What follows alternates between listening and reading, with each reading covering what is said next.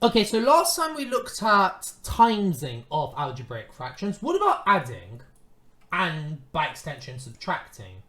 Well, let's get to it. If we were to simplify 7 over x plus 3 plus 2 over x plus 5, how would we do that? Well, if you guys remember correctly, when this was normal numbers, all we did was cross multiply and then add, right? Well, it's the exact same thing. So this is the same as 7 times x plus 5. And we're adding 2 times x plus 3. You see, we cross multiplied there. Okay? And then all we need to do is we need to divide by x plus 3 times x plus 5. And now all we need to do is simplify the top. Okay? So let's expand the brackets. When we do that, we get 7x plus 35 plus 2x plus 6, all divided by x plus 3, x plus 5. And then let's collect the like terms. We have a 7x and a 2x there. So that's just 9x. We've got a 35 and a 6 here, which is plus 41. And then we're dividing everything by x plus 3, x plus 5. Can we factorize the top? No, we can't. So that is our final answer. Is this video helpful? Make sure you subscribe so you never miss a video from me. Now, what about something like this? See, this is a bit longer. For this example, we have 1 over x plus 2 minus 3 over x plus 2 x minus 1.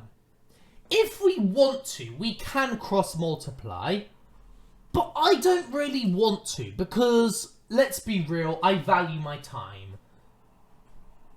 I'm sure you do too.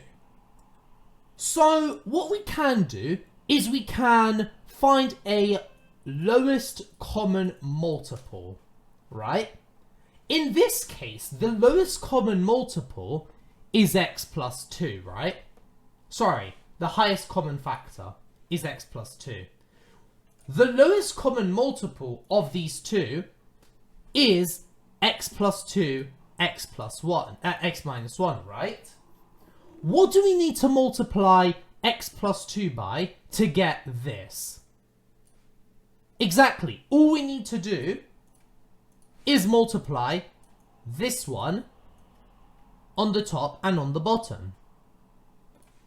So let's try that, shall we? So this will be 1 times x minus 1 divided by x plus 2 x minus 1, and then we're subtracting the same as what we've already done, so this is minus 3 over x plus 2 x minus 1. Okay, so because we have this one and this one the same, all we need to do is just multiply with this one so that these two are the same. Now that these two are the same, we can combine it into one fraction. So that's the same as, I'm going to get rid of the 1 just because it's 1. X minus 1 minus 3. All divided by x plus 2, x minus 1. And now let's simplify further. What is x minus 1 minus 3? That's just going to be x minus 4 over x plus 2 x minus 1. And that is our final answer. If you want to do it the other way, you absolutely can, but this is just a little bit of a quicker and less confusing method, at least to me. If you find the other method more suitable for yourself, by all means, do the longer method. But if you're struggling with other topics, then do join my Discord server and I can answer any questions you want to help you pass your exams. Let's look at this really hard question, the last question of the day. Simplify 3x over this huge polynomial plus 2 over this huge polynomial. See, again, I could, if I feel like it, cross multiply, right? But that is long. I don't want to do that. So the first thing I'm going to do is, let's factorize the bottom, shall we?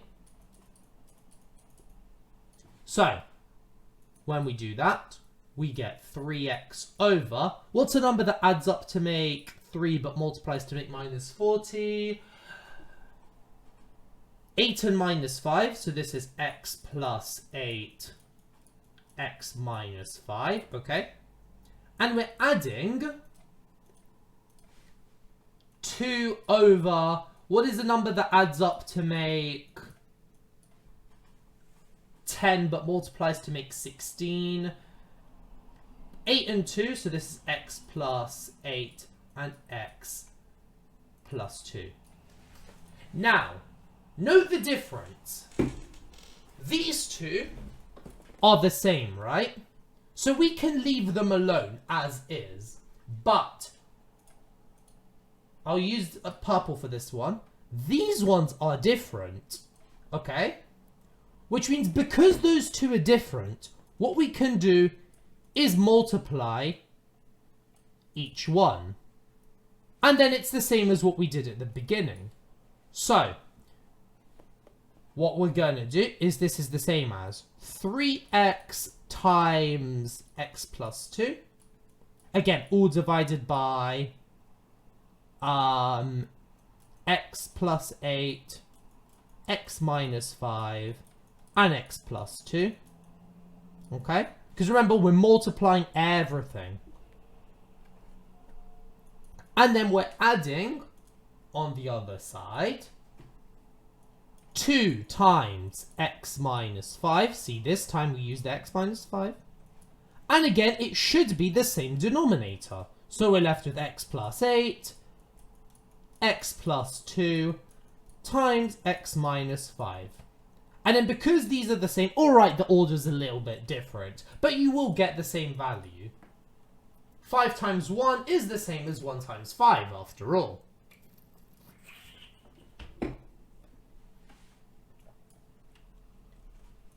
So now we can combine it into one fraction, so that's 3x times x plus 2 plus 2 times x minus 5 divided by x plus 8,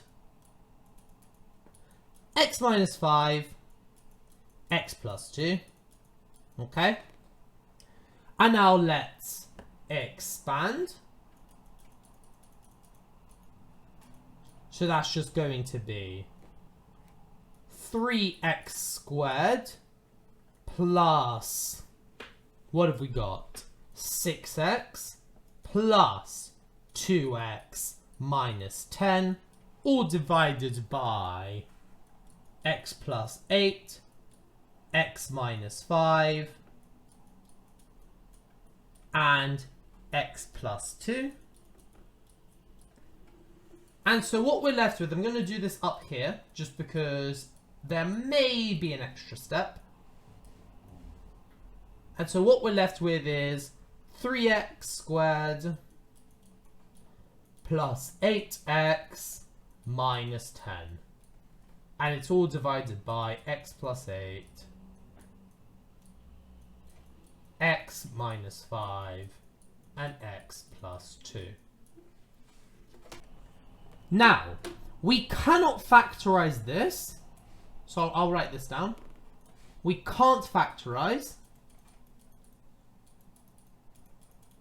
which means we can leave our answer exactly like this. This is 100% the final answer. Thank you guys for watching. I hope this video made sense.